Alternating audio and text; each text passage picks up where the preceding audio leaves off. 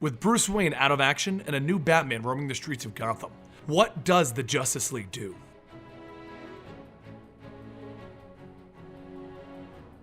Welcome to the Complete Story Series, where we take trade paperbacks and single issues and we break them down into digestible bites to help you understand. Then we read it dramatically back to you. All alterations to the panels, text, and images are to prevent copyright problems, and all art is owned by its respective companies. This takes place in Detective Comics 45 and 46, and it takes place during the time period in which Bruce has amnesia and Jim Gordon is Batman. Bruce Wayne is nothing more than a man right now. After the events of Endgame, his mind was healed, and it healed all of the traumatic memories. Without the elements that turned him into Batman, he is nothing more than a billionaire trying his best to help the world with his money.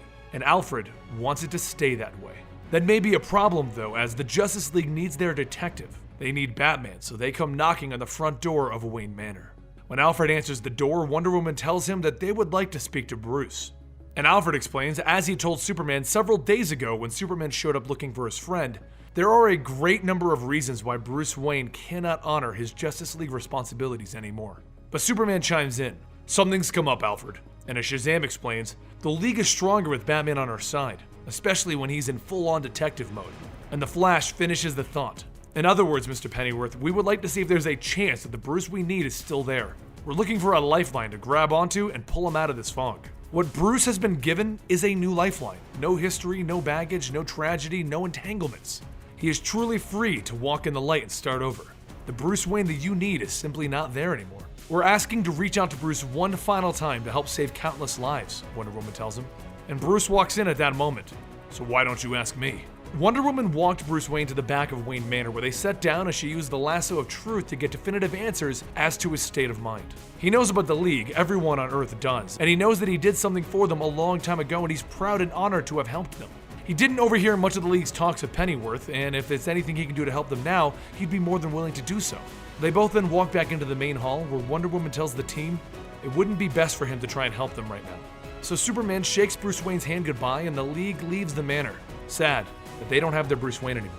Meanwhile, across Gotham, Jim Gordon is putting his bandages on from his latest fight.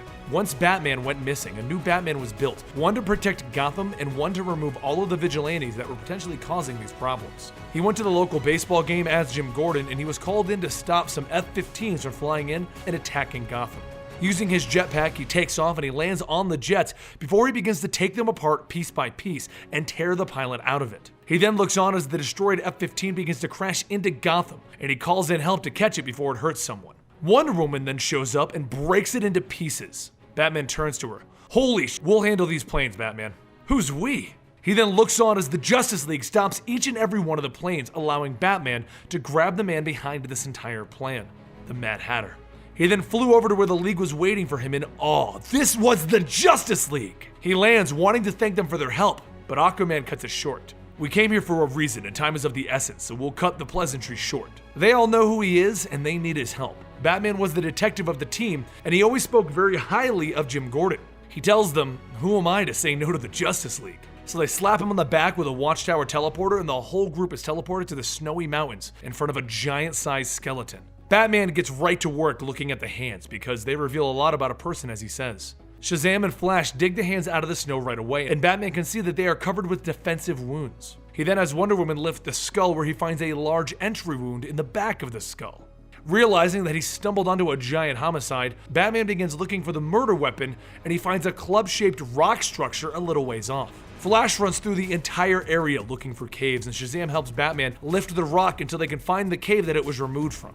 Inside, they find a gelatinous substance moving upwards, and they follow it deeper into the cave until they find a second giant skeleton that appears to have committed suicide. The Flash teleported to the Watchtower to investigate a little further, and they all discover that the first skeleton was a male and the second one is a female, while the gelatin is human-based. At that moment, one of the creatures breaks through the nearby wall, spewing the material all over the League. Cyborg grabs Batman as they both jet out of the cave while the rest of the League is covered up.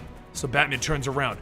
Damn it to hell, I should have done something, and he fires a rocket back in that direction. Are you crazy? You'll start an avalanche, Cyborg tells him. And then he tells him, get a hold of yourself, blowing up things won't help. Those are my teammates in there, and they'll be fine. Cyborg and Batman both go back inside slowly, where they see the monster crying over the skeleton. And the League stuck in the gel, and that's when Batman puts it all together. He has no idea why or how these creatures got here in the first place, but he believes the female one was pregnant and the male one was crippled or injured or unable to move. He saw a fracture in his shin. The female must have killed her husband in order to stay alive by eating him and save the baby. Then she went to the cave where she fed the baby pieces of herself until there was no more to feed it. She then killed herself so that the baby could eat the rest and survive. The only problem is that the baby was attached to the mother and he wouldn't leave her side even with her dead. So, its survival mechanism kicked in and it released that gel, which is a kind of breast milk to this creature, but on our world, you can only get it from human eyeballs. He then turns to Cyborg. Can you make a 3D rendering of its mother and superimpose it on that skeleton?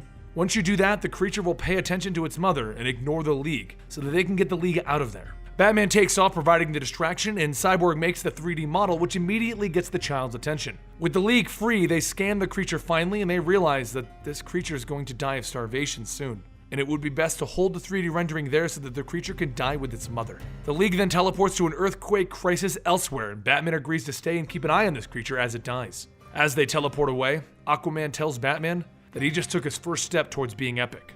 And once they leave, Gordon takes his helmet off, and then he moves the arm of the 3D rendering around the child while he sings it a lullaby.